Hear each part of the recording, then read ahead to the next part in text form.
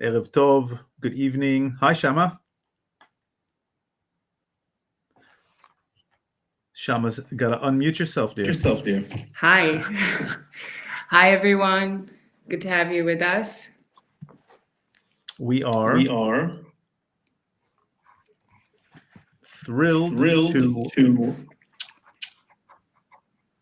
Are you unmuted?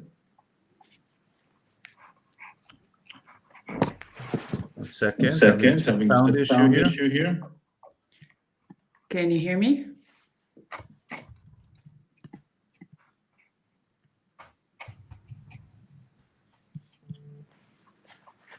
Okay. Can you hear me now? Can you hear me now?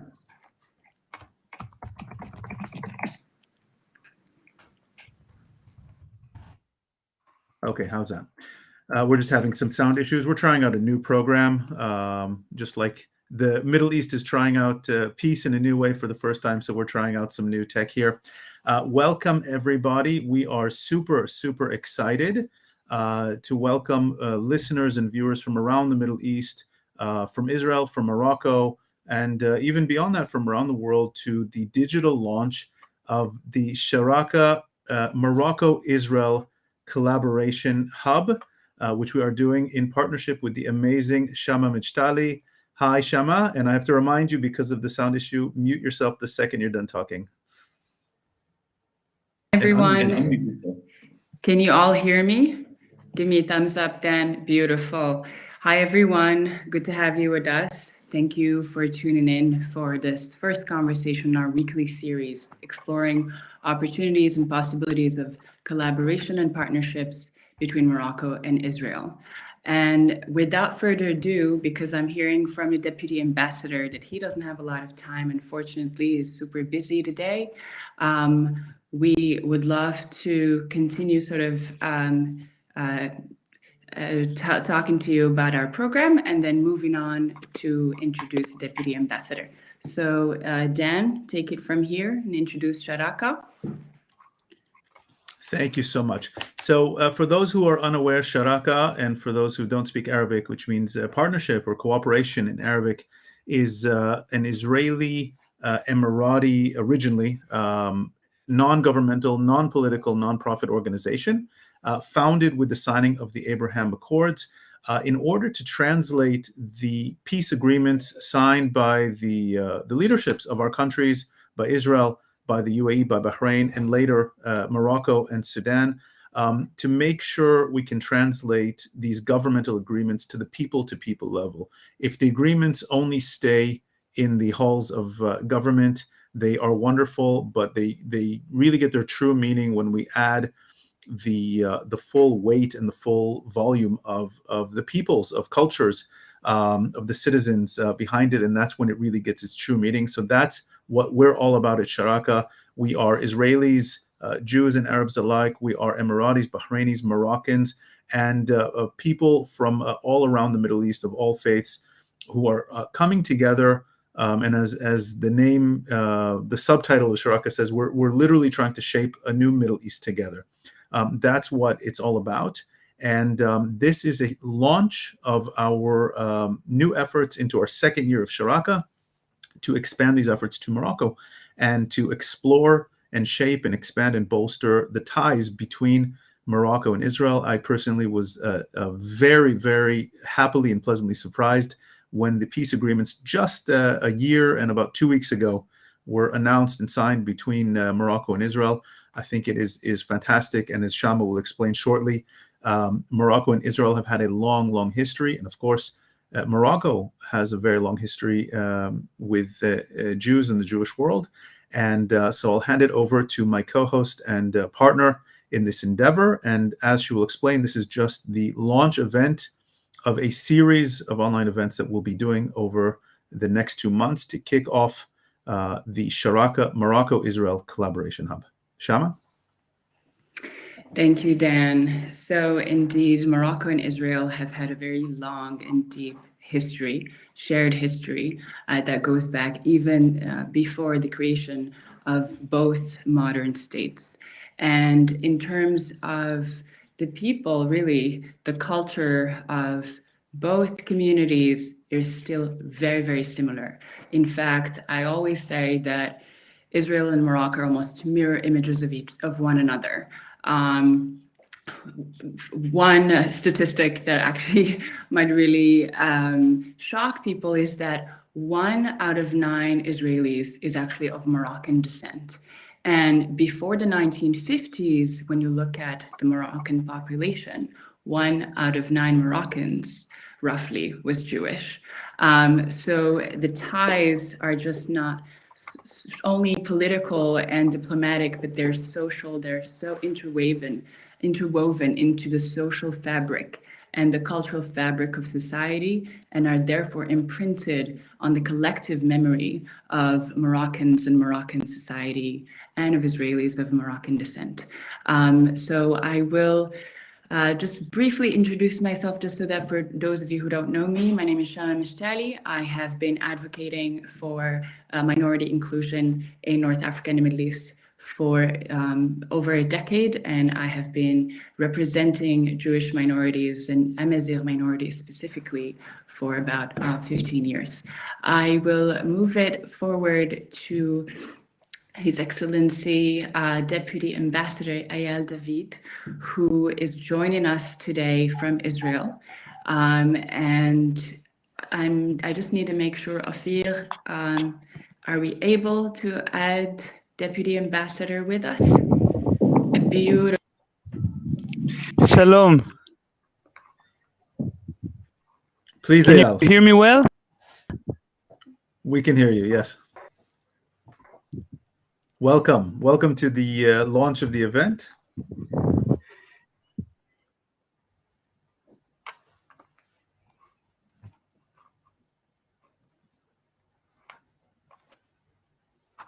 Eyal, can you hear us?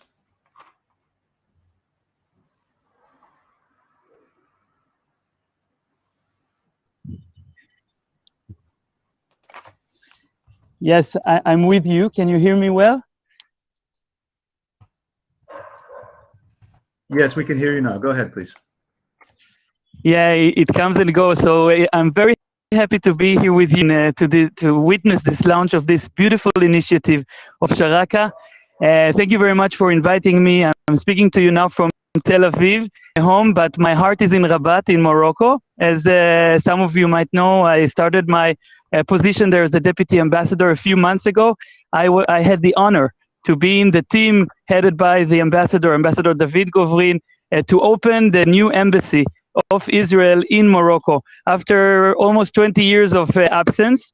And as we say to everyone, now we are in Morocco for forever. So it's currently a bureau de liaison, but soon we hope to see an embassy on the ground. And we are very, very happy to see these connections that are being made between not only the governments, but only between the people of Israel and the people of Morocco. So this is a great initiative that you are doing, and we as the embassy, we will love to see it and to support it, and to see all of you this evening in launching this beautiful initiative for the couple of weeks, dealing with cooperation in all the fields. So good luck, be'atzlacha, and we hope to see you in Morocco with us as well, the members of Sharaka. Thank you. Thank you so much, Eyal.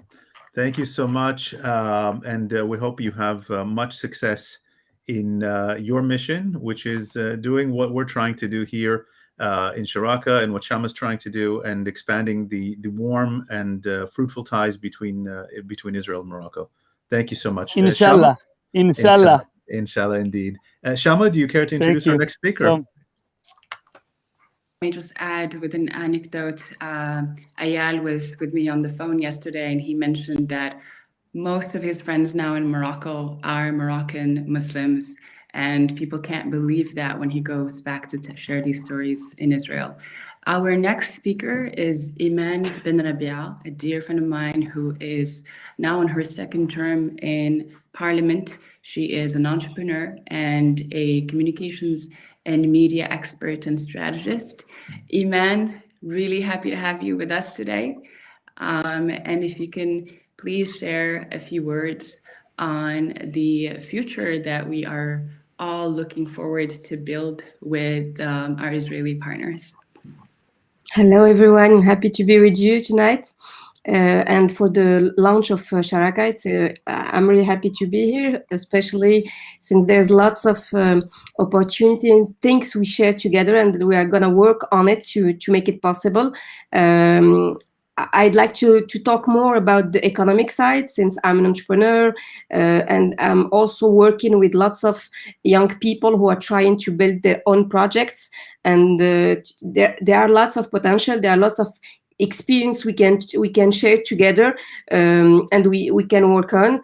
I'm living in a very beautiful region in Morocco, which is the Kela region, which is exactly at 100 kilometers from Casablanca, and which has great potential. The province is known for its industry, agriculture, tourism, which are the main activities of the region, and there's so much to do here, with more than 150 kilometers of coastline and many untouched beaches. Also, we had the area of Jorflasfar, which is famous and is one of the biggest ports in the country. So that's many things to do, and I'm happy to see that we are going on the right road and the right path to do more, even in the political side, economical side, and for sure, Chama, on the cultural side too. Thank you, dear. Beautiful. And as a reminder, Dukele is also the most fertile region in the land. So really big opportunities for agriculture and agri-tech, which is something that we're going to discuss today. Dan, we will move on to introduce our speakers for our series, which we will also make into much deeper discussions going forward. So this is the first episode of a series that we are launching with Sharaka and with my co-host Dan. And so our first theme, would you like to introduce it, Dan? Gladly. So the first theme that we're going to jump into, and mark your calendars for this, on January the 13th, we're going to jumping into kind of the business world, industries, large-scale investments. January 20th, we're going to have an event on tech and agriculture and agrotech. January 27th, we'll have a deep dive event on culture and the arts. February 3rd, we are going to be discussing youth and entrepreneurship, social entrepreneurship. February the 10th, academia, research, and geopolitics. And on February the 17th, we're going to have our concluding event on society, religion, and interfaith dialogue. So now we have a quick announcement for the good of the listeners before we kick off with our fantastic list of speakers. Chama?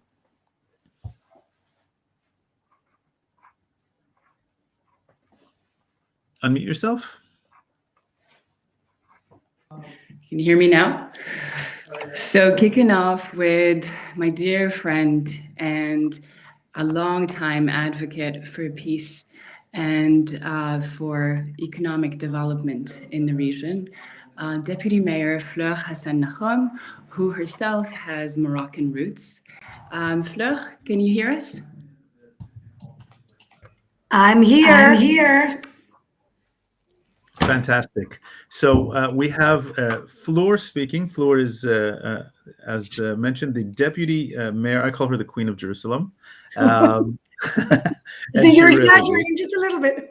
Just a little bit. I think the last Queen of Jerusalem got her head cut off, so maybe I should just keep the deputy mayor. What a historical reference. The deputy mayor of Jerusalem, in charge of foreign affairs, economic development, and tourism, the co-founder of the UAE-Israel Business Council and the co-founder of the Gulf Israel Women's Forum. And Fleur will be speaking on the Israeli side of things about the potential for business and collaboration between the two countries. And Chama, do you care to introduce our Moroccan speaker on this topic?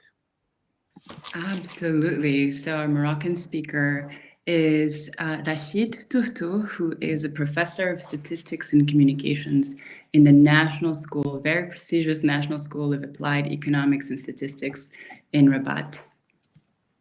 Rachid, can you hear us? Yes, I can hear you well. Nice to have you, and I'm very pleased to participate in the debate. Thank you so much. Fleur, would you care to offer us a few minutes of how you see the potential and the vision for the economic, the trade, the investment, the tourism cooperation between our two countries as we enter into the second year of this newly formed or maybe renewed relationship between our two countries? Take you off mute. Somebody has to. There you Okay, go. here we go. So first of all, it's really a pleasure to be here with two of the people that I consider my soul partners in this venture, and that is Dan Pfefferman, who's actually also a founding member of the council that I co-founded, and my dear sister Chama Mechtaly, who the minute we met, we understood that we somehow were soul sisters from another century back in Morocco, Andalusia. I'm not quite sure which one, but it's all the same. And I'm very pleased to say that we've done so.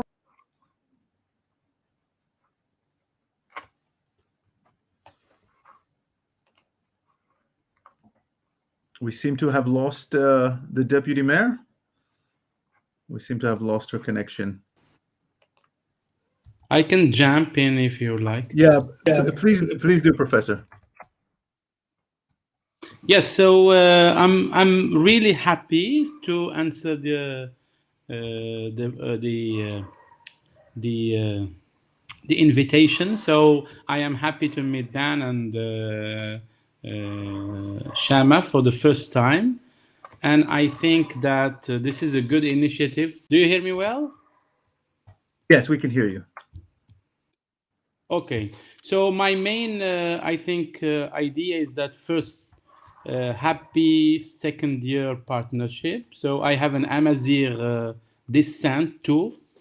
So I am from the Middle Atlas, and I speak one of the writers of Amazigh. So you can see that a lot of Amazigh people, we have gone beyond this complex of Israeli Arab quote unquote conflict.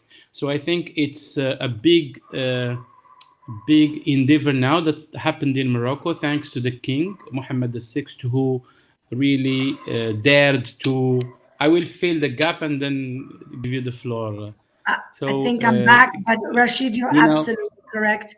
We have to thank the King of Morocco for taking a leap. Yes, exactly. And for doing what he's done. It's a very brave thing to do.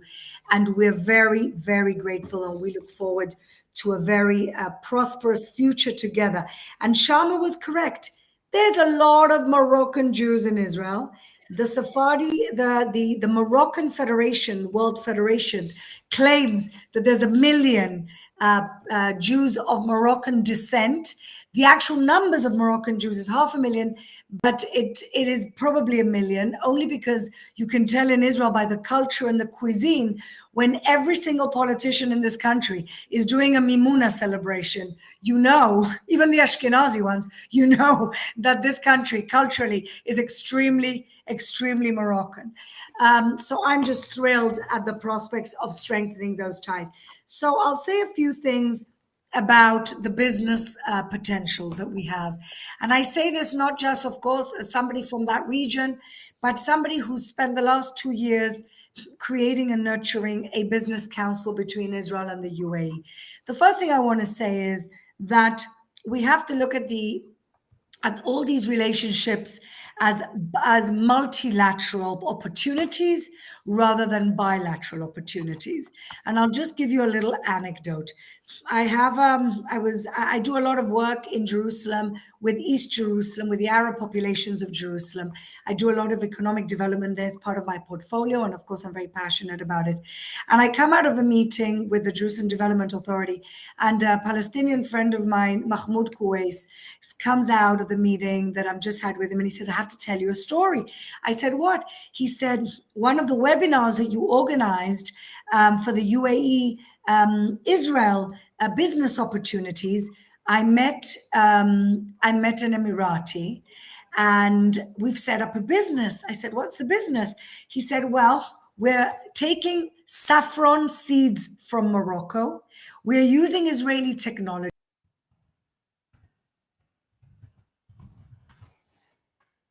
And we lost the deputy mayor once again.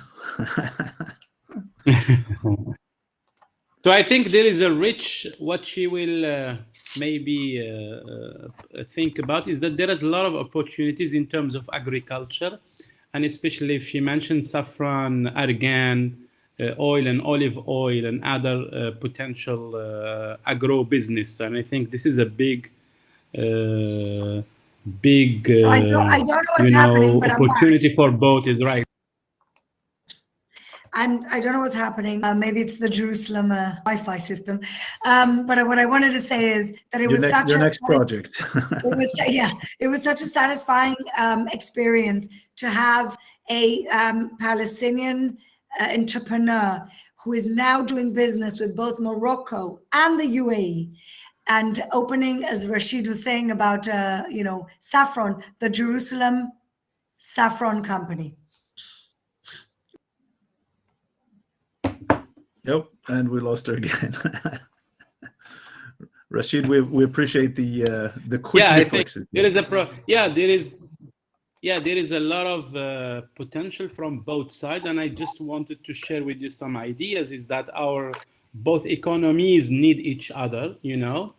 We have on one side there is a demographic weight compared to Israel. If you think of Morocco as a 36 million people who can be potential consumers, not passive consumers, but in business we need demography. There is also the sector of tourism, agriculture, and there is also the sector of automobile industry now that is also flourishing in Morocco. There's also the raw material production phosphates, and Morocco is leading, I think, in the world reserves in phosphates. And I think all these potentials plus Israel have the technology, have the defense industry. So I think we are complementing each other. And as Hassan was saying, that it's not only both countries, Morocco and Israel, but I think all the countries that joined the Abraham Accords could have a big weight in the new Middle East, or redefining the new Middle East economies, especially now in the recession with the COVID, So all countries in the Middle East and North Africa, unfortunately, are suffering from the impact of COVID-19. So I think there is a big, and if we are very pragmatic, as our king, was courageous and daring to put this on the table, and it was a historical moment, not only because the king was there, but you should not remember that we are in the post-Arab Spring era. And there were also leaders of the Islamists. The leading Islamist political party was next to the Israeli representative and signed the accord. And we had a big debate in Morocco about how come, is there a change in the Islamist mindset? And then the person said, no, I was a prime minister and I respect the king and the state. So when it comes to Morocco's interest, all the political players and all the economic players and all the businessmen are behind the king to realize and operationalize the partnership. So I am hearing a lot of people here in Morocco.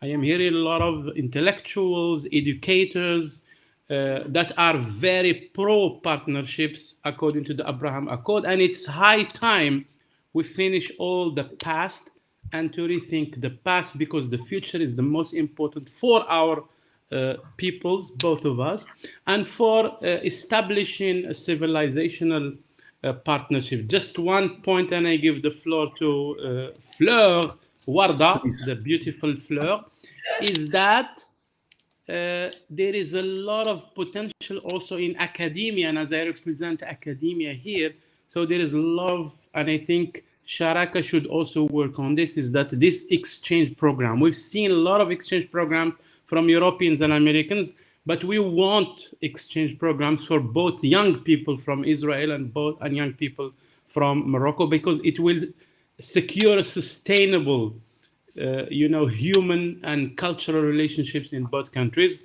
I give the floor to Miss Fleur. Thank you first so of much. all, Rashid, thank you for being the only person who knows how to pronounce my name apart from Shama. I just wanted to finish the story and say that, yeah, so my Palestinian friend with Moroccan seeds and UA investment created the Jerusalem Saffron Company. And this is where I really see the potential of this relationship. As you know, Rashid, better than anybody, in Shama, Morocco is a place that it exports a lot of very important food products, as well as phosphates, which is of course used for fertilizers. And what is lacking in the Middle East more than anything is food. And what Israel has more than anything is food technology and water technology. So there's a very natural cohesion here between Israel, that has a technology, Morocco, that has the raw materials and the products, and the UAE that needs all of it. And I'm very, very optimistic about that. And one more thing I'll say about tourism, because I know there's a few speakers after us, is that up until now, those million Jews of Moroccan descent in Israel, out of all of them, about 50,000 a year have been going to Morocco only because the perception was that Morocco was closed for Israelis. There was, as a visa process, it was a difficult thing to do. If 250,000 Israelis ended up in Dubai in 1 year, I can tell you, get ready for Israeli tourism, because they're coming. And I'm going to be one of them. That's absolutely for sure. Yeah, I think tourism is not only it's beneficial also at the local level, because in Morocco, though Morocco is a demographically big country, but it's a low-income country. We don't have oil, we don't produce oil, we have human capital, which is our biggest asset, and we have tourism. And the majority of poor, low-middle-class families survive thanks to tourism. So the Israelis who will come to Morocco, they will contribute to the local development and to the prospering of some isolated regions and to the income of some households. Because, Morocco also rely heavily on remittances. During the COVID, the last 2 years, we have, you cannot imagine, we are reaching about 90 milliards, of dirhams of remittances sent by Moroccans. I am sure some of them are Israelis sending also remittances. We don't have exact calculation. So tourism and the human capital, will contribute heavily to this partnership. And I think the political mindset should change too. It should not be, a partnership just to in front of the cameras, So our king, your president, our government should take this seriously, and they should go ahead and quickly to operationalize the partnership. We need an embassy here in Rabat, we need an embassy in Tel Aviv, and we need to sign different agreements, not only the defense, but at all levels, civilizational, cultural, human, and that will really boost this human relationships. And I grew up in a very small village in the Middle Atlas, where I have, where the idea of being from the Jewish community, we had never made a difference between a Muslim and Jewish, My grandparents and my parents brought me this way, So it's a very open culture. Luckily, we are far from the Middle East, from the conflict. But, this mindset should change, because the post-Arab Spring generations and rulers are different, and we should seize this opportunity to make it a dream come true. Thank you so much, Rashid. Thank you so thing, much. if I may add, one thing that Sharaka has been really trying to convey to people in the West, and especially in the US, is that the Abraham Accords and the Peace Accords have been a uniting factor across political and social spectrums in places in North Africa and the Middle East, and especially in Morocco. So that was really an important point for you to explain to our audience. Thank you both. Dan, do we have time for questions? I think we, due to the tech issues at the beginning, I think we have one question we'll take. Waiting to get it here in the feed. maybe it's a question for Professor Rashid. Why are Moroccan businessmen reluctant to invest in Israel? And if they're waiting for Israelis to invest in industries in Morocco, which industries would they be? I think we can maybe give this a very brief answer, possibly. Yeah, I think they are not waiting, but they are just to wait, because in Morocco we have always, there is a centralized state. So we have always to wait for the operationalization of the diplomatic and high-level meetings. So we need first the government, because we had elections and the government has just been reformed, and at the head, luckily, there is a billionaire and a businessman who understands the language of business. So I think first we should have the first meeting of the CGM with the Confederation of the Bosses, with the Israeli Confederation of the Bosses, and then because that's a high-level meeting between two governments, and then we wait for the signs from the king, and then the businessman will follow. And I think that's the way it works in Morocco. It's not, they are not waiting, but I assure you that businessmen in Morocco will put their money in Israel, because there is a lot of money that will come to them, and especially at this time with the recession after the COVID. So it's not question of waiting for the Israel, but it's waiting for the diplomatic relations and the two bosses to meet again at a high level, and then the operationalization will go from top to down. Fantastic. Thank you so much. Thank you, Rashid. Thank you, Fleur, for joining us. And of course, we will have a follow-up event that's going to do a deep dive into the world of business, trade, tourism, and investment next week. So please join us for that. Thank you. Thank you so much. And thank you for bringing up also the issue of academia, or the opportunity of academic collaboration. And you mentioned that Sharaka should work on that. We are already working on that. In fact, we brought to you today someone from the Schusterman Center for Israeli Studies at Brandeis University, where I went to school, so representing today. Karen, are you able to join? Okay, amazing. Can you hear us? I can hear you. Beautiful. So Karen, can you tell us a little bit about the initiative that you developed at the Schusterman Center for Israeli Studies that is open to professors from all of the Abraham Accords countries? Yes, Shama, am I echoing for you too? You're good now. It's just we have an issue with Shama's microphone for some reason, because she's so powerful. Shama, so it's incredible. So yeah, we have 1 minute, please, for this very important announcement that ties in exactly to what Professor Rashid alluded to. All right, so Dan and Shama, thanks so much for inviting me to represent us. So I'm Karen Goodblatt from the Schusterman Center for Israel Studies at Brandeis University. I just wanted to let you guys know about the Summer Institute for Israel Studies. It's a faculty fellowship open to faculty in all disciplines with an interest in Israel studies. And we are offering special consideration this year for this summer to professors teaching in Bahrain, Morocco, Sudan, and the United Arab Emirates. And I'll just briefly describe the program for you and tell you where you go for information. Ophir, can you please throw up the slide? Thank you. So the program begins with a 2-week residency at Brandeis University this year from June 29th to July 10th, where participants study with world-class faculty from a broad range of Israel studies disciplines. During this time, they develop a syllabus for a course or a course segment that they will return to teach at their home institution. The group then travels to Israel for an immersive 10-day study tour this summer that will be from July 11th to 21st. And that includes site visits, encounters with cultural informants, as well as discussions with Israeli academicians, Jewish and Arab policymakers, political figures, thought leaders, entrepreneurs, and social advocates.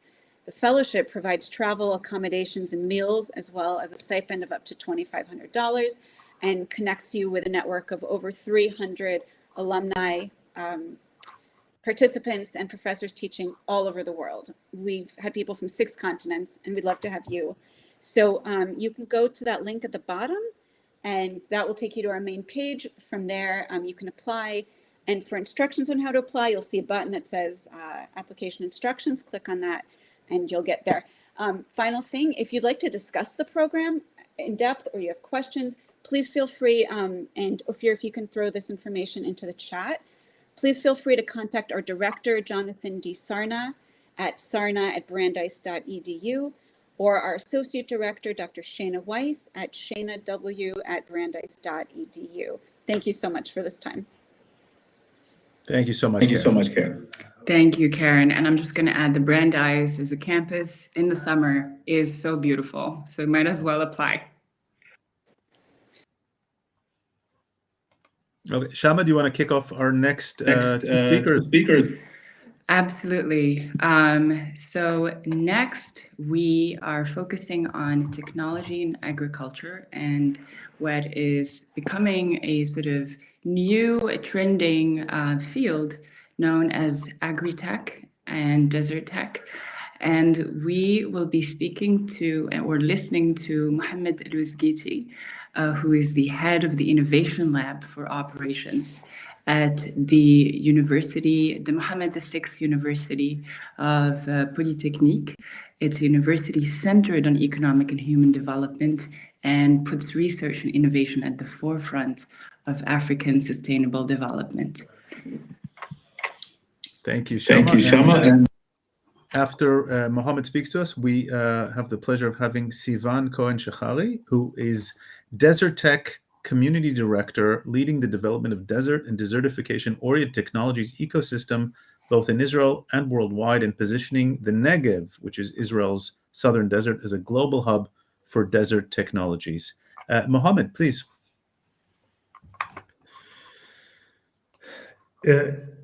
How are you? You hear me? We can hear you loud and clear. Thank you. Thank you.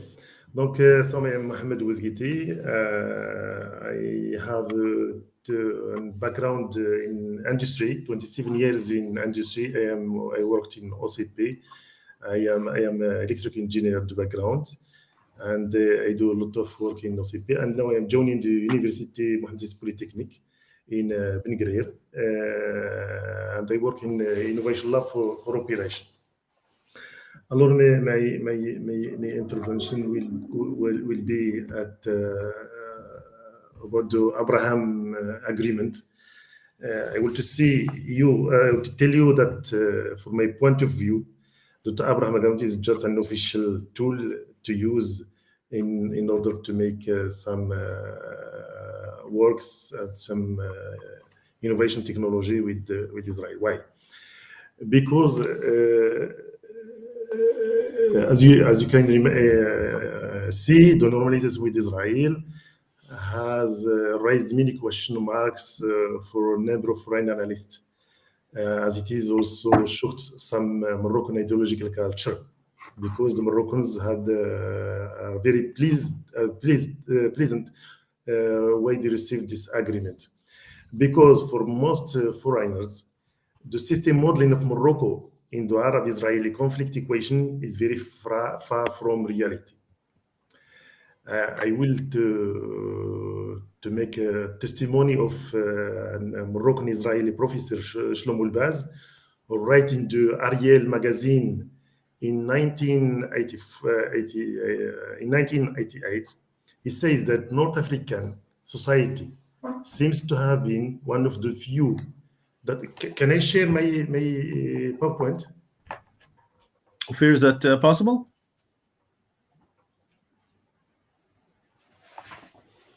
Okay.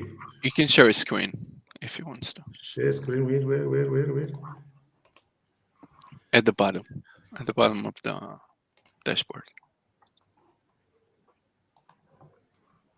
I didn't see. Okay. Yes. Yeah, we got it. Exactly. Did you see my screen? Yes. This is the testimony of one professor, Morocco-Israeli, who is born in Morocco in 1981 and died in Israel in 2003. He said that North African society seems to have been one of the few that has never known anti-Semitism. because the Berber law, what is called Azrif, unlike Muslim law, the Shlomo al-Baz will say this. Unlike Muslim law and Jewish law, by the way, is quite independent of the religious sphere.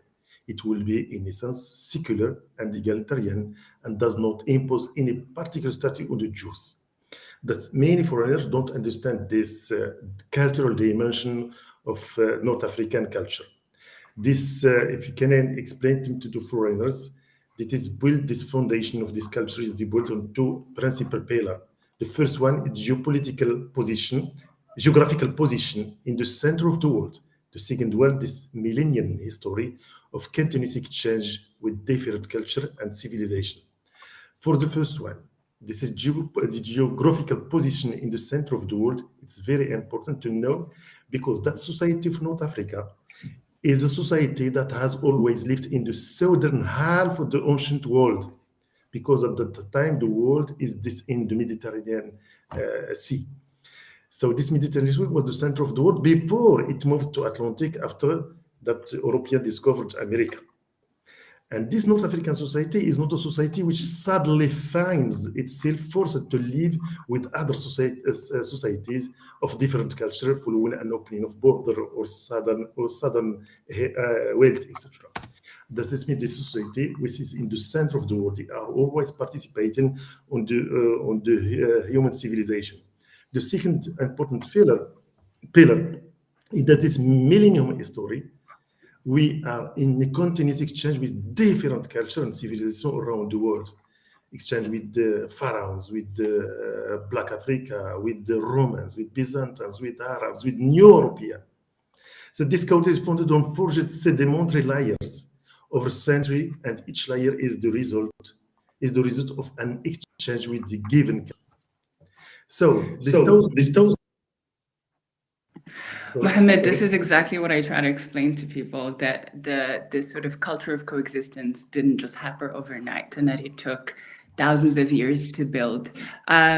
If I may, could I also have you focus also on the future, because we've had this beautiful multi-layered past. Exactly. How do we build on that today in the context of the peace accords, and what can we do to innovate? Exactly. So me now, I'm working in Innovation Lab of Operation in OCP. We are working in what we call the Industry 4.0. And this field maybe we'll find many opportunities to work with university Israelis. Some of the best projects that we are working on, for example, an autonomous mining track, phosphate mining Bergerir, but you can now live in the mine of Bergerir is a living lab of university. This is for us, it's one of the big projects done by the university. And there is another project very important in innovation. We work in remote control of mining bulldozers. This also is very important innovation. Is the very important technology, and the integrated control system that we also saw with to integrate all the KPI of performance and controlling the mine. That also is very important for research. And there's another department in UMCSP, like Agri-Ag department, is working also one field with Israelis, as you just told, this agriculture. This department is working on to optimize water use and filterizer in many areas of Morocco using drone image, satellite image, and ground sensor. And there's other department working on other things that will be very important to work with some Israeli researcher, but just shows these two ones. Donc, thank you. Beautiful. That was an amazing presentation. Thank you so much. And did you want to mention that you're also organizing conference on Agri-Ag? Just want to tell people that you're working on something really exciting for this year in Agri-Ag, and you're looking for partners from Israel. Exactly. Sivan, the floor is yours. Hi, how are you? pleasure to be here and very honored to join this forum. Actually, small anecdote, my husband's family comes from Morocco, so it's very, it's not that irregular in Israel, but it very much is exciting to join this forum and to speak a little bit about my work. So I'm the director of Desert Tech Community, and if it's okay, I will share my screen. Yeah, please do. And maybe I could tell a little bit more about what Desert Tech is. So Desert Tech is a community innovation dealing with all the different ways to collaborate and to join forces between innovators, entrepreneurs, investors, researchers from Israel and abroad to try to face the desert challenges. What we are dealing actually is with drylands, and as all of us obviously know, as time goes by, many parts of our globe is becoming more deserted, and especially dealing with desertification, especially with water stress and drought intensity. We understand that by 2025, almost 2 billion people will experience absolute water scarcity. And we're thinking, as a nonprofit organization, an initiative that is led by Merash Foundation Israel, which is a philanthropic foundation, the Ben Gurion University of the Negev, the Ministry of Environmental Protection in Israel, and of course, Israel Innovation Institute, which is dealing with creating ecosystems and methodology of how to join forces between all these different stakeholders. What we decided to do is actually to form this kind of community that actually points out that the Negev, our desert in Israel, is actually a living laboratory of science and technology. We have different industries set in the Negev in the past, let's say 5 or 6 decades, like Netafim, some of you might know, obviously, and others, ICL. And so what they're trying to do is actually answer the needs and the challenges the desert is offering us as citizens or residents of the region. But also we have the academic institutes and R&D centers. And from all these institutes, we came up with different technologies.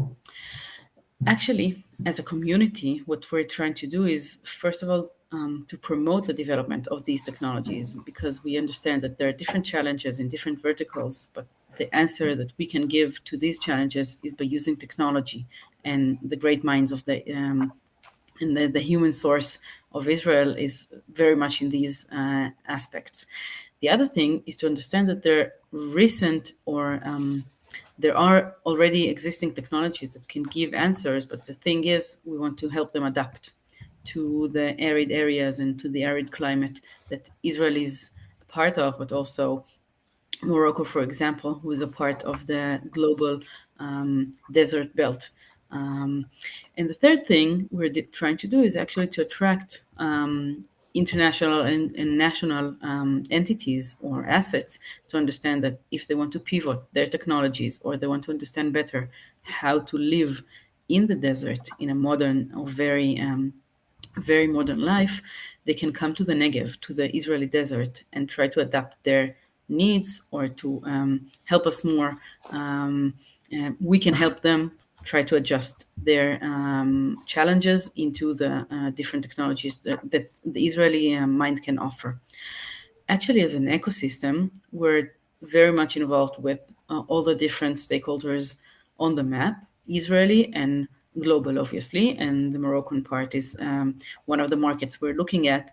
On one hand, to understand what are the needs of the Moroccan market, but on the other hand, to understand what are the developments that the Moroccan market has already developed so far. And we're trying to answer these 4 challenges, which we defined as ones that all the countries or the regions around the globe are suffering from. Obviously, each region suffers from each challenge in a different way, but still we have these challenges on our map, and we're trying to give them answers through these 4 verticals: water, infrastructure, renewable energy, and agriculture, like we discussed earlier today. And eventually we came up with this map, and I will be happy to share this presentation later on to whoever is interested in. We actually created this map to try to show out what kind of solutions can be given, technological solution obviously, to these kind of challenges according to the different verticals. So it's kind of a matrix map, and you can look deeply into it and understand that you can come up with different solutions to different challenges, but the idea is to try to implement technology as a solution and not just trying to use low-tech solutions that were used in the years before. As a community, we create different activities to the Israeli ecosystem and the global one. It could be delegations or a marketplace that can showcase all the Israeli solutions so far. What we're more interested in the recent days is to understand the needs of the global market and try to think of tailor-made open innovation processes to help other countries implement technologies in their fields. It can be done with the industry or the governments or even technology companies. And there are different processes we can help regions with. And also we understand that being a global hub can also help train different teams or even to create different living labs in the region, and obviously eventually to bring to the Negev many interested stakeholders to international conferences, but also to use quote unquote, the Negev as a beta site because it's very reachable and very diverse on the same way. So this is what we're trying to do as a community. You can log on, and I would send in the chat our website and our Facebook page. And you're more than welcome to join us and to understand better what Desert Tech is doing on a daily basis, and also offer us needs and challenges that your country is dealing with, and we can try to think how technology can support it. Thank you so much, Sivan. I have a feeling that both yours and Mohammed's presentations deserve a solid hour each on their own, and there's so much we can dive into. And in fact, we invite everyone to come back on January the 20th, where we are going to do a deep dive into this topic and of course, give both of your organizations and other speakers more time to speak and to explore. But it seems like on the most basic level, this is definitely an area where our countries can really collaborate, and it can help so many people.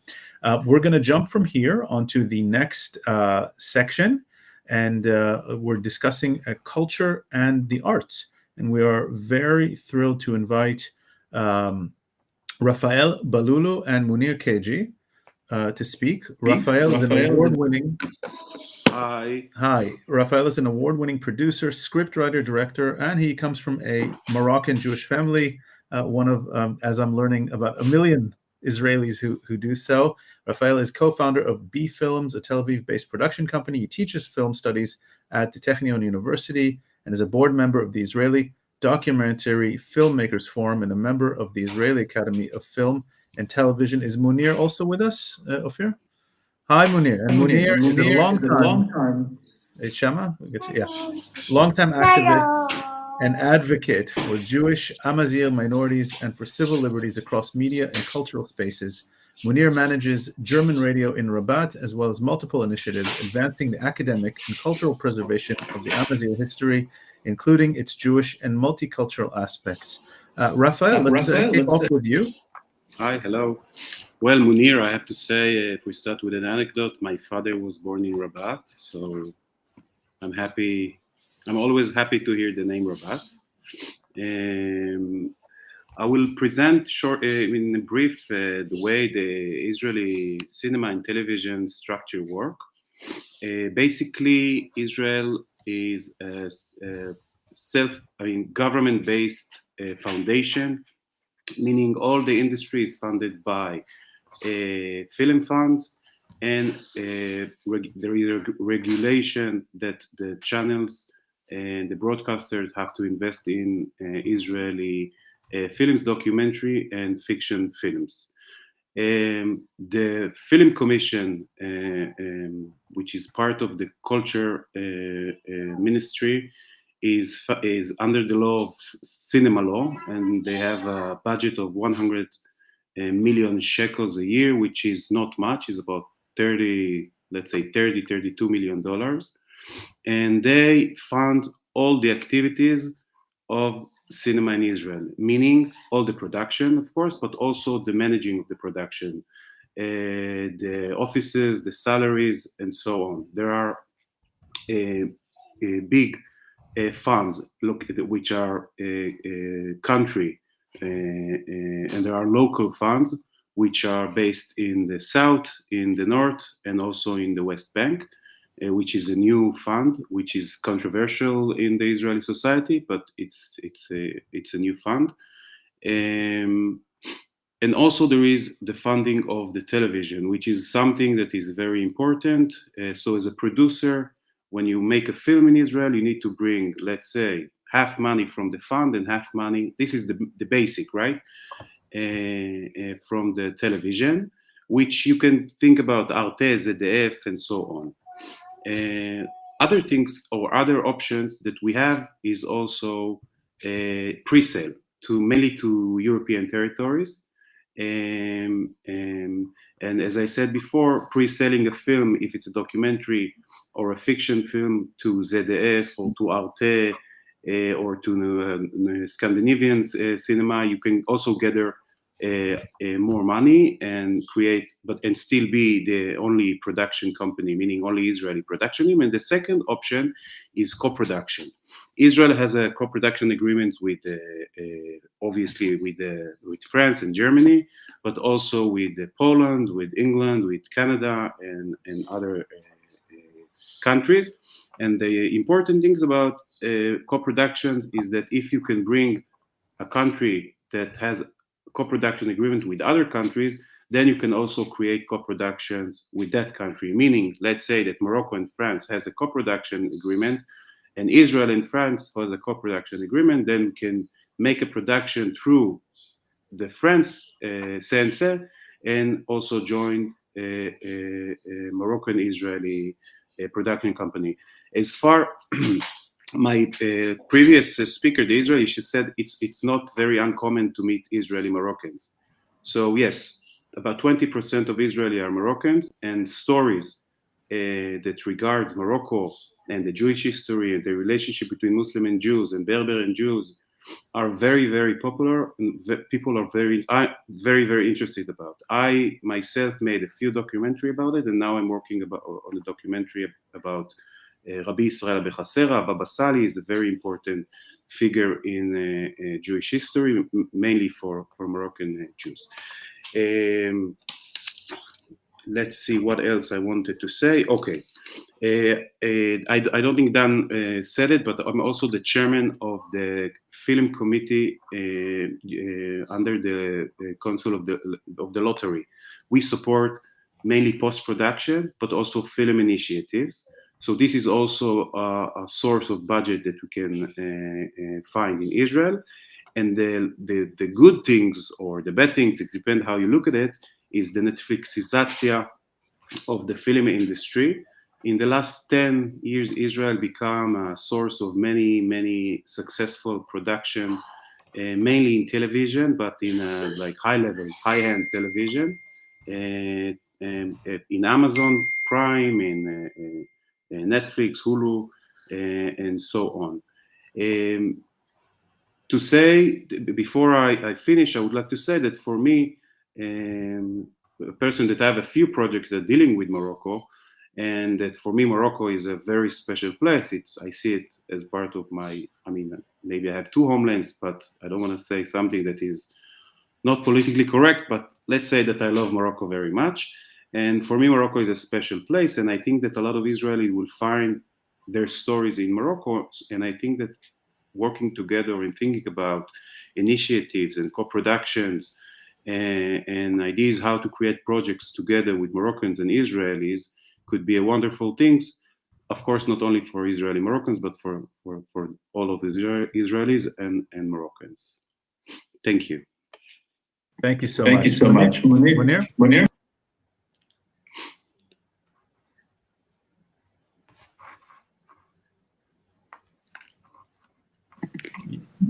Munir, we can't hear you. Can you try again?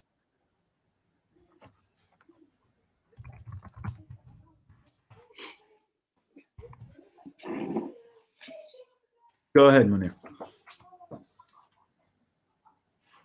Are you on mute? Ophir, can you check if he's on mute?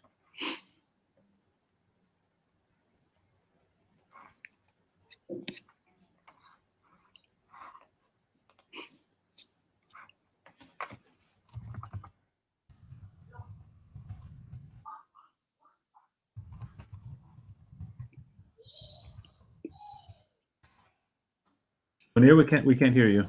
Can you hear us? You can hear us, but we cannot hear you. Check if you're on mute. Munir, can you just remove your headphones and just try through the regular mic?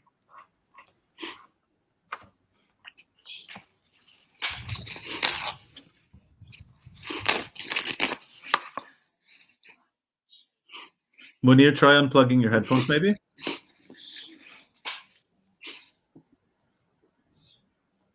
Maybe use just the computer mic without the headphones. Can you hear me? Oh, there we go. Yeah? Beautiful. Yeah. Please. Alhamdulillah. Okay. Hello, everyone. Shalom. Azul. Thanks a lot for Sharaka organization inviting me for this discussion. Thanks a lot to Chama Mechtaly, who is doing the best for to have this meeting with the different people, with the different synergy. And it's very important to have this kind of exchange between us, between Israel and Morocco. After 1 year of the agreement, Abraham agreement, it's really a pleasure. First of all, I have a small presentation of myself. My name is Munir Keji. I am from the southeast of Morocco. Most of you know the city of Tinghir because of a film Tinghir, Jerusalem. So my city, Gulmima, is 70 kilometers from Tinghir, southeast of Morocco, 600 kilometers from Rabat. In the past, I was activist. I was interested to my heritage, culture, identity, Amazigh movement. I was activist in Amazigh movement at the university, writing, fighting, defending our heritage culture.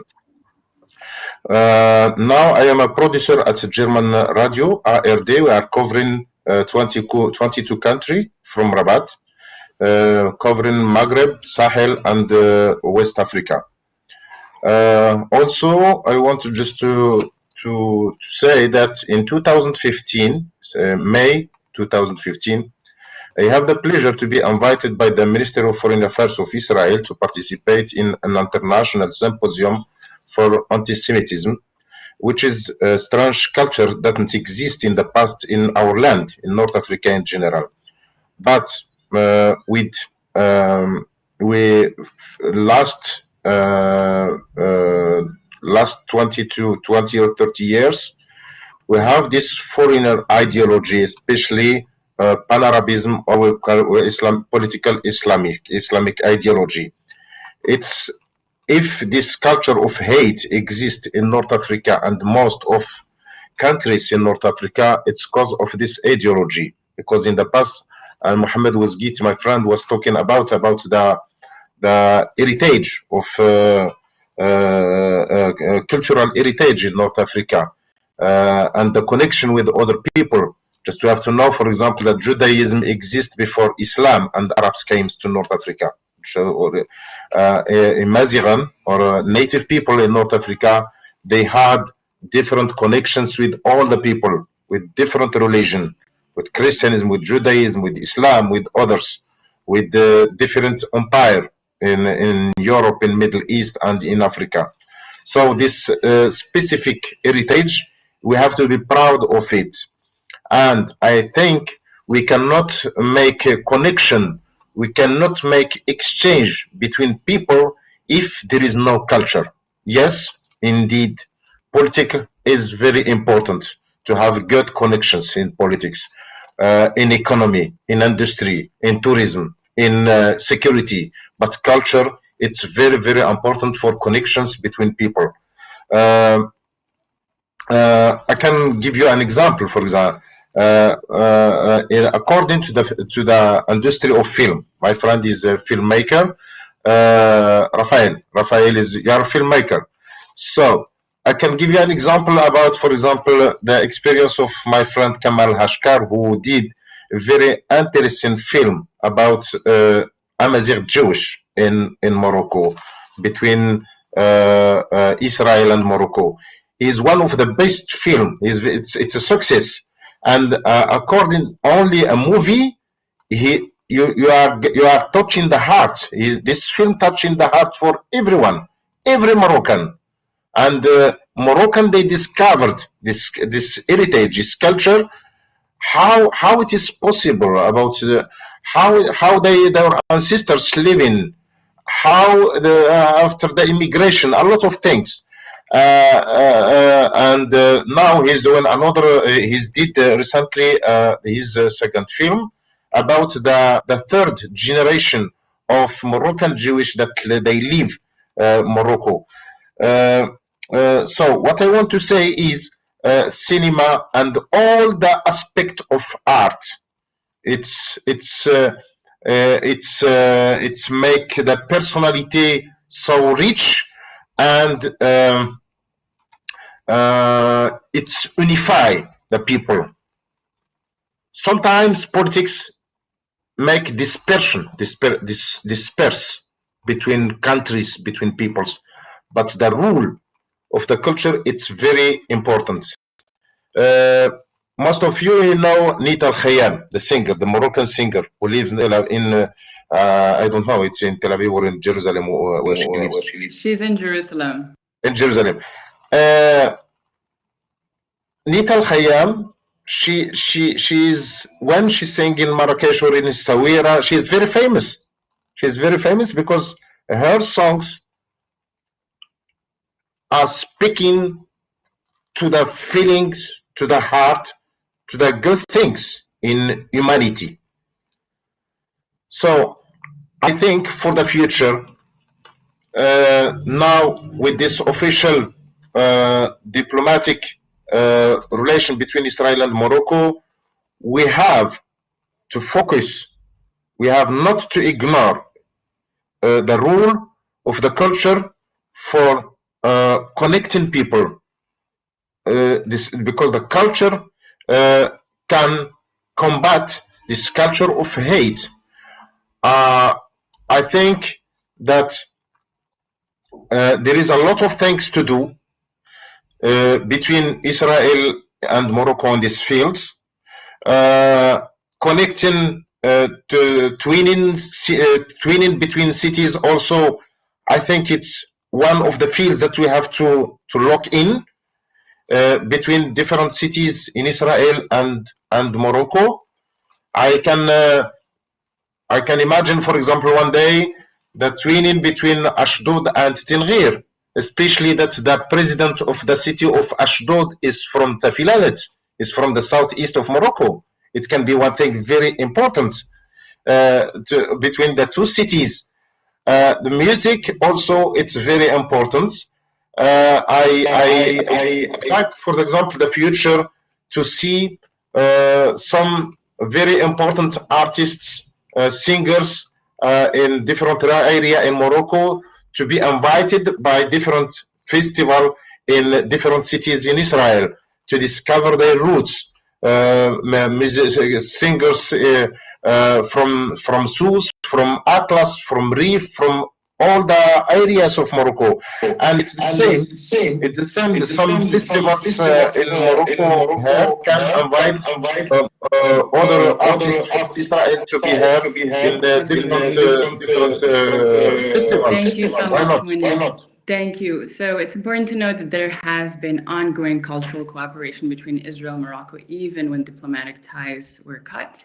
And Moroccans, whether Amazigh or others, and the Mizrahi community in Israel, especially the Moroccans, have been really essential in maintaining these ties. Moving on to our next area of discussion just for the sake of time. Thank you so much, Rafael and Munir, for talking about cultural ties and possibilities for exchange and collaboration. We are going to move to youth and entrepreneurship as our next area of focus. And I will be inviting... One second. Can you guys hear me? Yeah, we can hear you. We can hear you. Okay. We just mute for 1 second so I can make a quick announcement. Sure. Thanks. And we will be revisiting the culture and arts on a deep dive on January the 27th. And we invite all of you to come back, where we will be able to really explore what is the heart and soul of any people. And that's really the culture and the arts in a deep dive. So back to you, Chama, for our next to last section. Let me just unmute. Can everyone hear me? I think I'm having some trouble with my internet. We can hear you. Okay. So I'm having some issues. Dan, can you just introduce our next panelist? Sure. Okay, so the next section is we're going to do a deep a teaser, not a deep dive, sorry, on youth and social entrepreneurship. And we have with us two guests. One of I've been having a hard time with the Moroccan last names, I do admit. Iman, how do you pronounce it? Iman Sharagi. Sharagi. Okay. And Nimrod Palmach. Iman is a youth and civil society expert and business consultant working with the public and private sectors and nonprofits on specific organizational challenges. And Nimrod is a friend and a colleague. He heads a project, an organization called DiploAct, which trains Israeli university students to represent Israel around the world. He's formerly the CEO of the Ein Prat Leadership Academy, and he's worked for many years as a social entrepreneur, heading leadership programs throughout Israel and doing leadership training around the world. So we will kick off with Nimrod and then move to Iman. So, hi, thank you for having me here. So, quick dive in. Around 25 years ago, Israel was a very polarized society, to a point where a person came out and killed our prime minister. That's how polarized we were. Now, there were lots of different initiatives, both from the government side and from NGO side, to ask the very big questions of how do we get to this point? What just happened? Some bunch of entrepreneurs, social entrepreneurs, gathered around together and decided that in 25 years from now, meaning today, right? I'm talking about 25 years ago, we want to see a different generation in Israel. We want to see a better society in Israel. And in order to do so, we need to start now, create the next leaders. And started to ask, what is leadership? How does it affect our youth? So around 25 years ago, launched the project called in Israel, Mechina, which is preparatory program for leadership, or like we like to call it, leadership academies, where we collect bunch of young adults in around the age of 18, boys and girls, Orthodox, religious, non-religious, secular, from the left wing and right wing, from all over Israel society.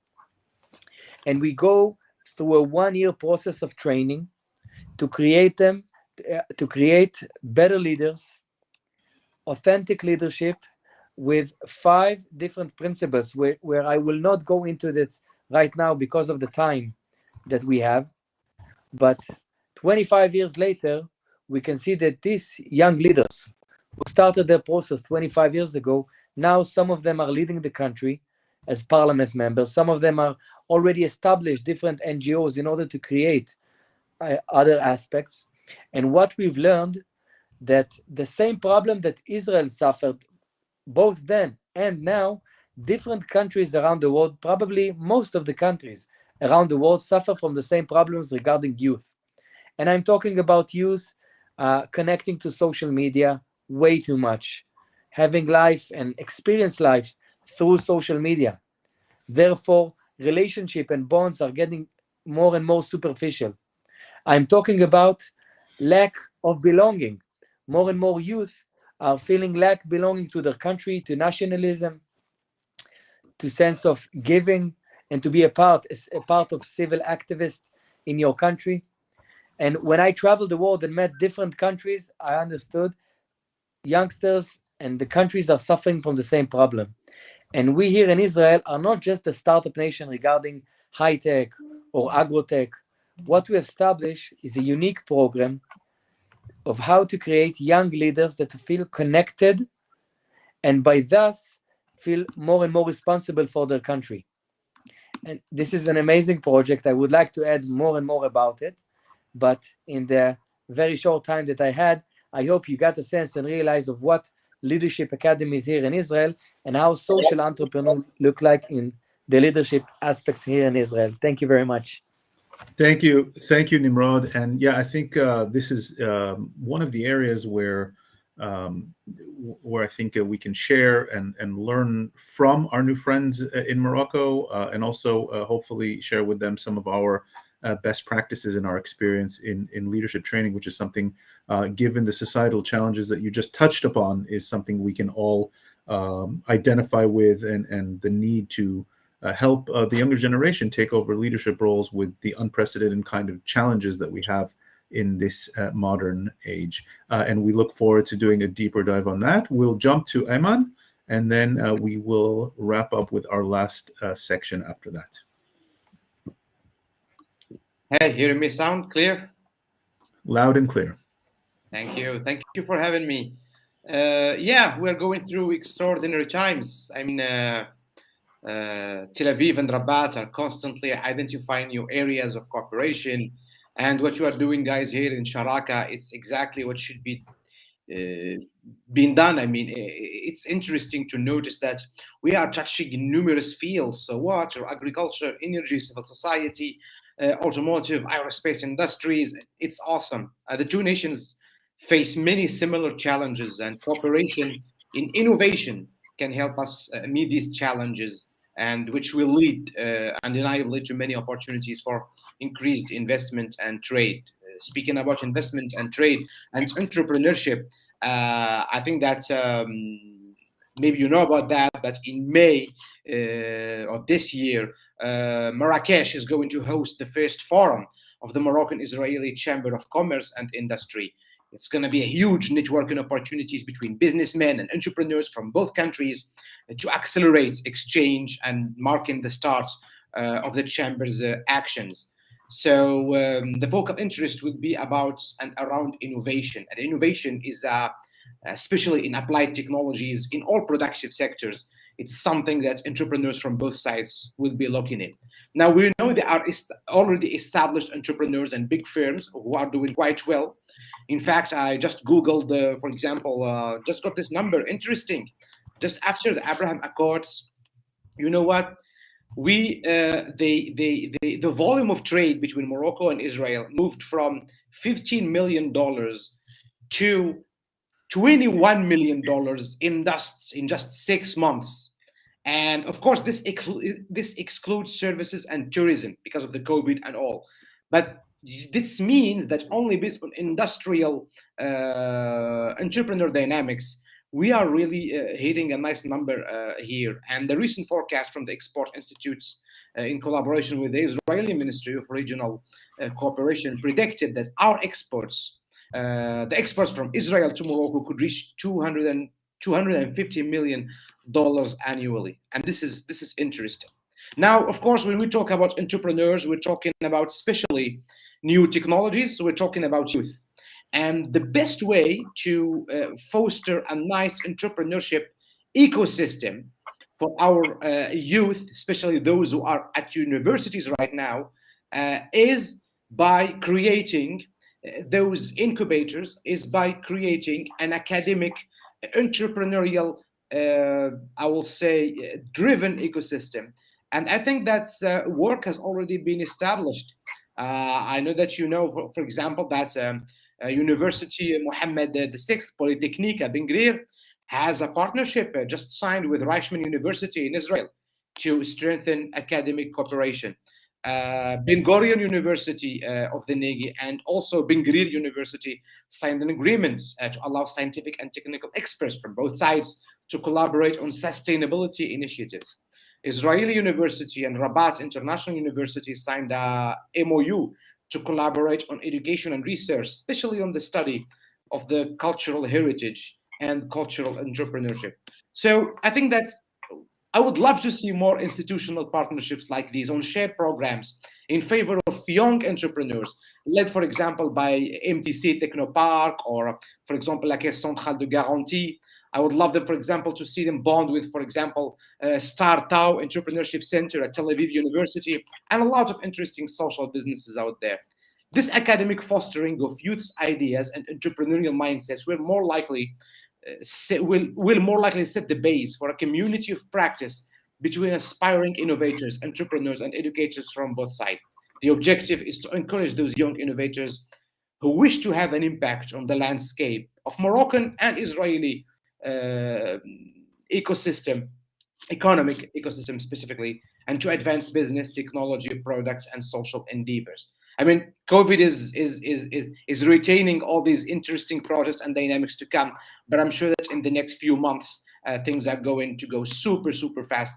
And I'm sure that interesting youth-led initiatives and startups are going to bond and connect, because there are so many similar challenges between the two countries and a lot of interesting young human resources who are going to undeniably make this happen in the very short term. Thank you. Thank you so much. Thank you so much, Iman and Nimrod. We would love to take questions, but we're actually running out of time. So we invite everyone who's interested in youth and entrepreneurship on a deeper discussion to join us on February 3rd for another Sharaka event. And right now we're going to move on to our next area of focus, which is something I'm excited about. It's academia and research.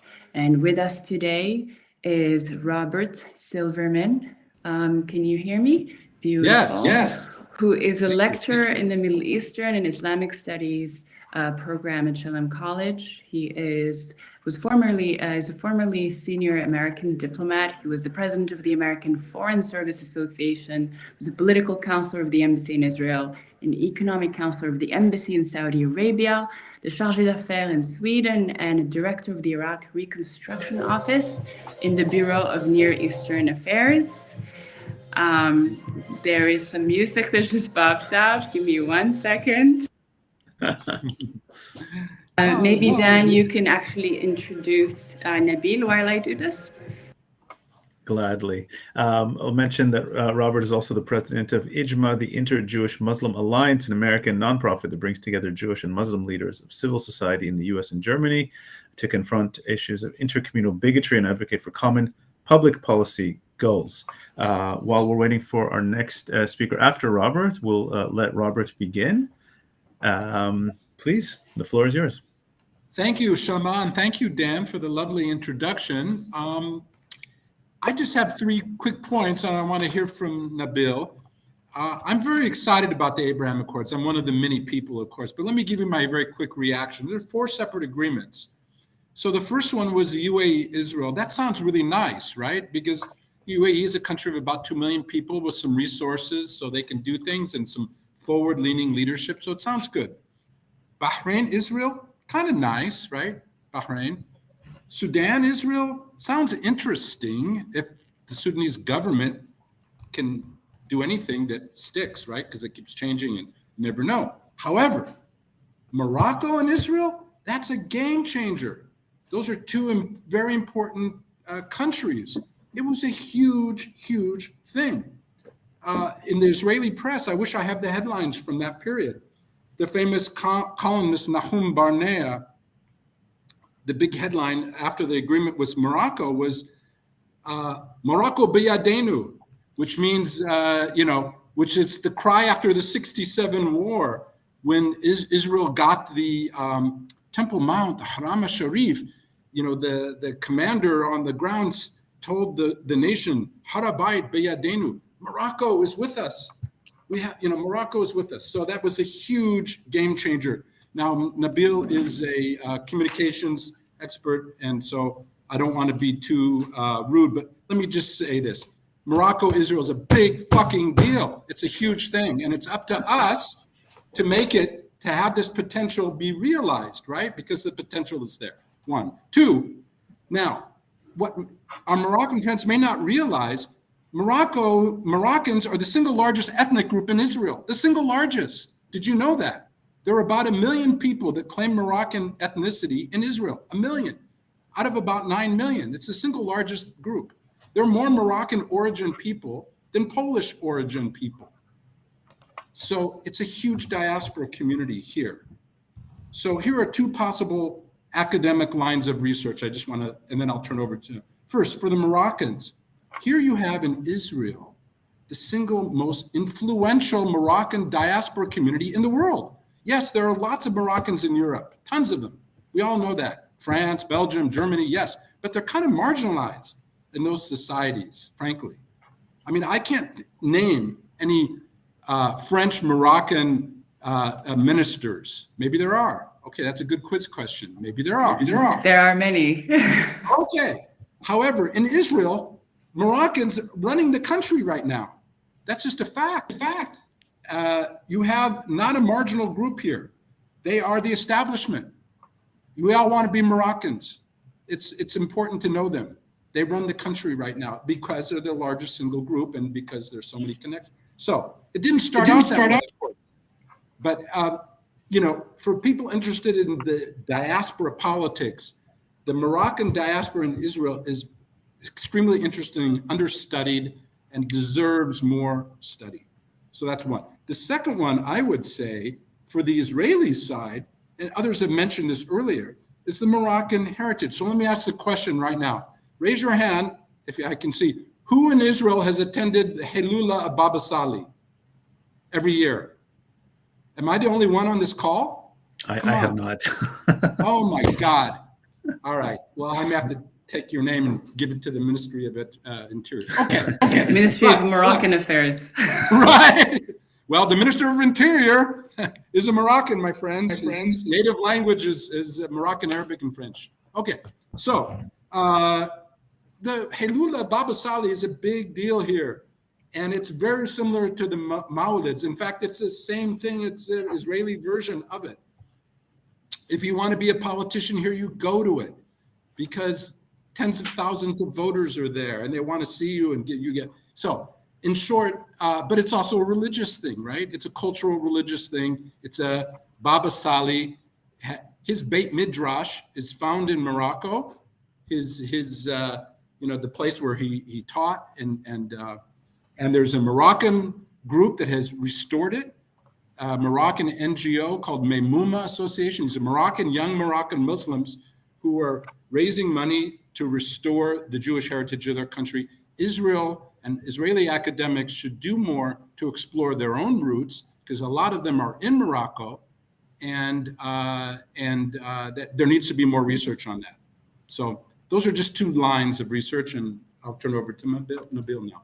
Thank you so much, Bob. Thank you so much, Bob. I'm actually gonna add to what you said with an anecdote. I met an Israeli advocate, former Likud member, who now runs a cultural organization out of Ofakim, which is very Moroccan.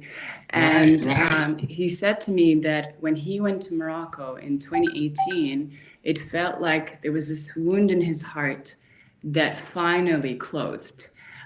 So really, to speak to what you mentioned, the roots are there and they're really deep. And many people have mentioned on this call that to kind of finish that story, there has to be a sort of a coming back in a way to just kind of dig for those roots that we were separated from.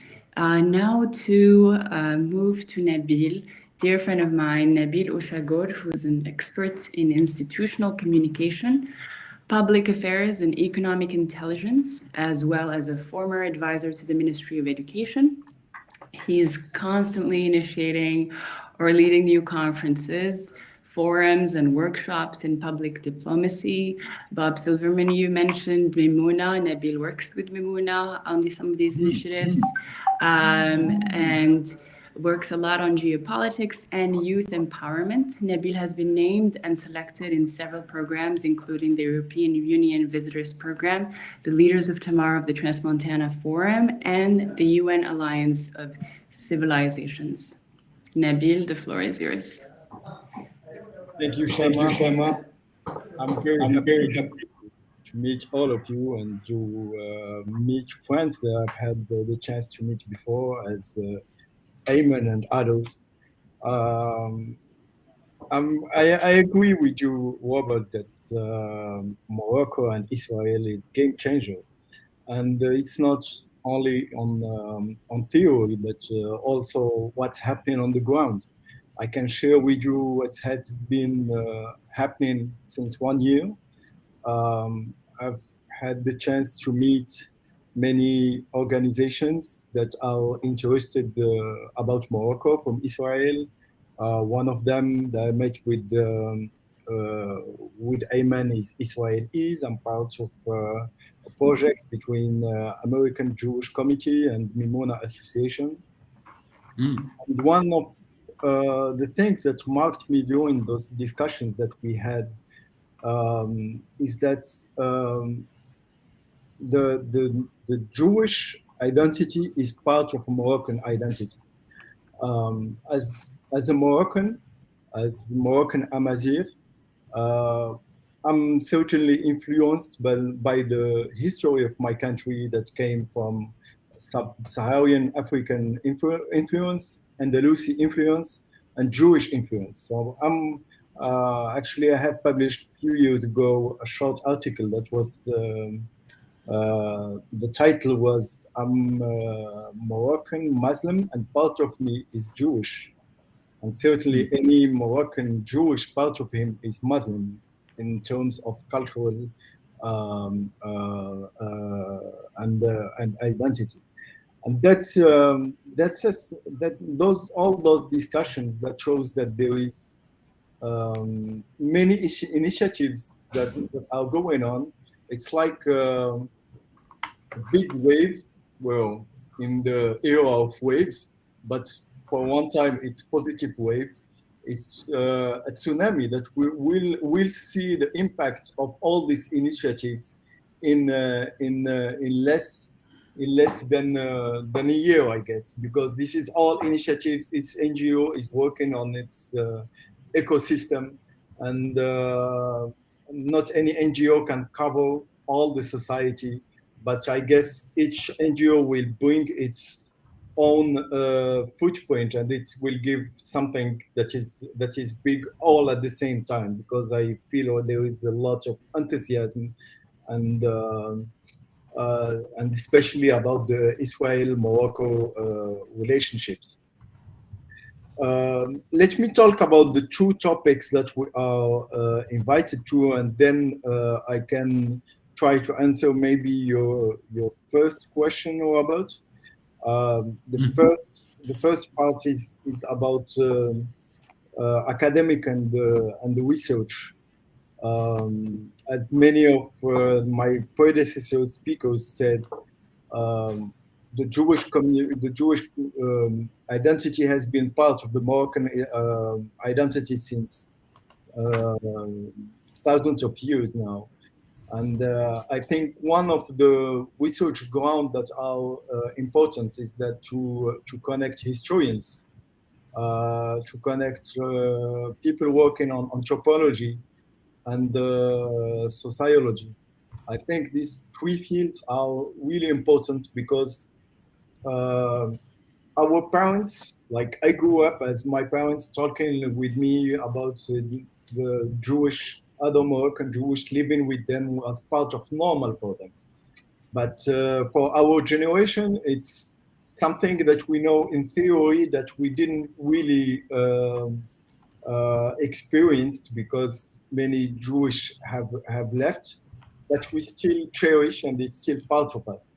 And I think those three ground researchers will help people to reconnect the Moroccans with this part of their identity, because this generation, certainly there are many communities that are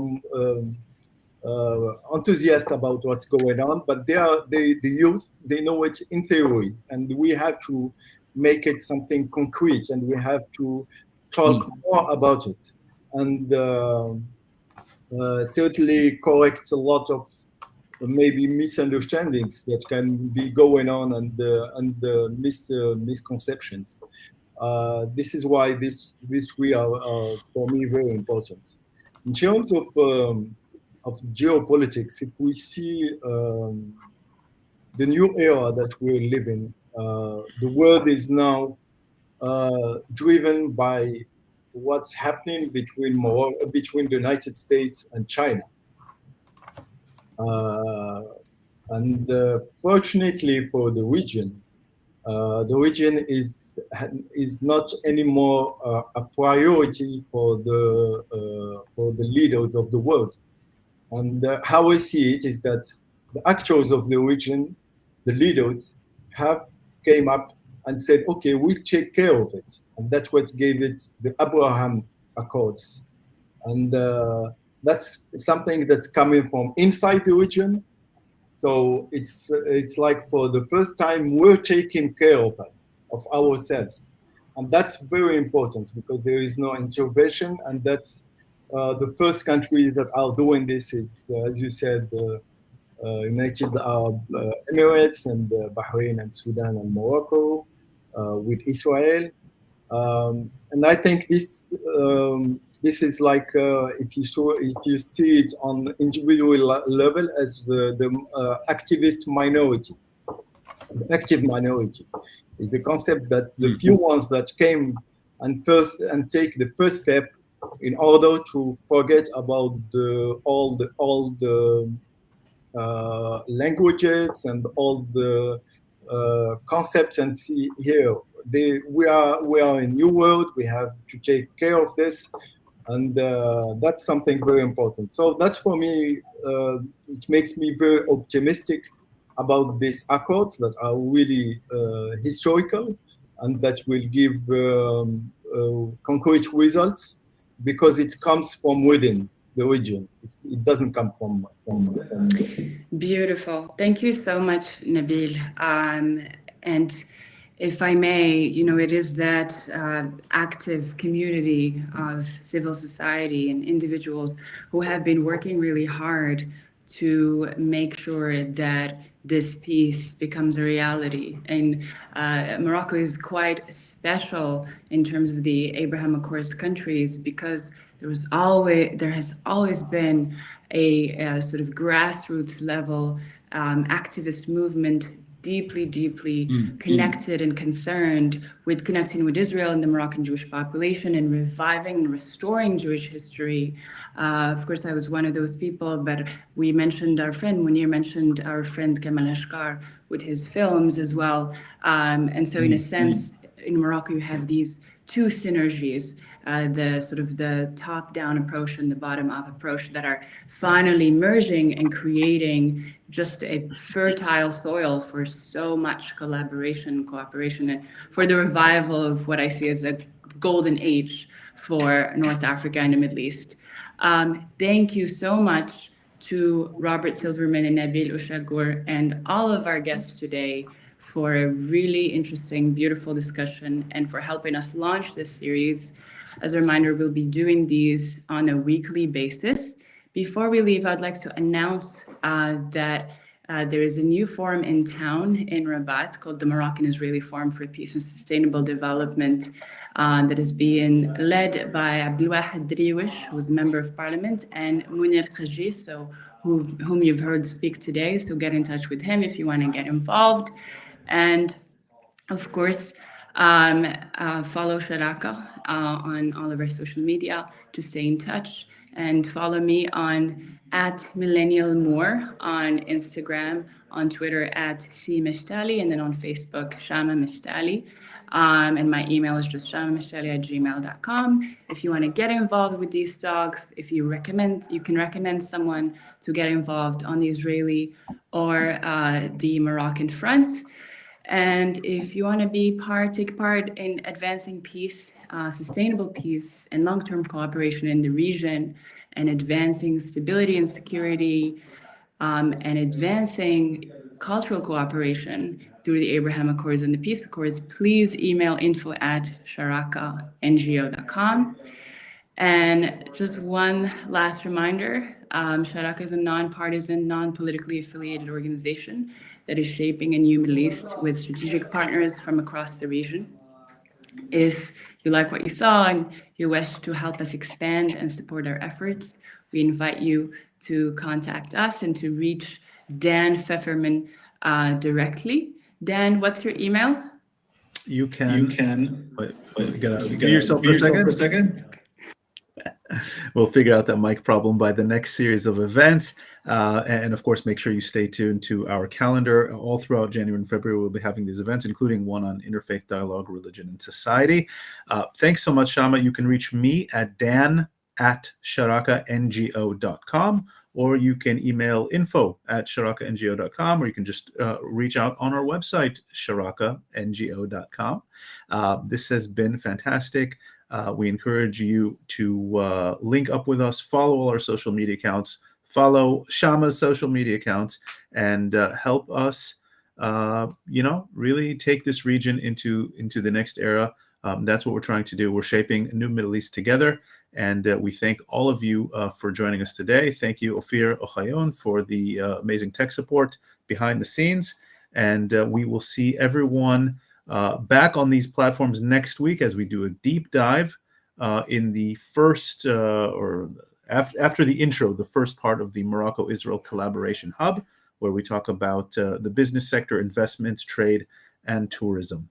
Thank you, everybody, and good night.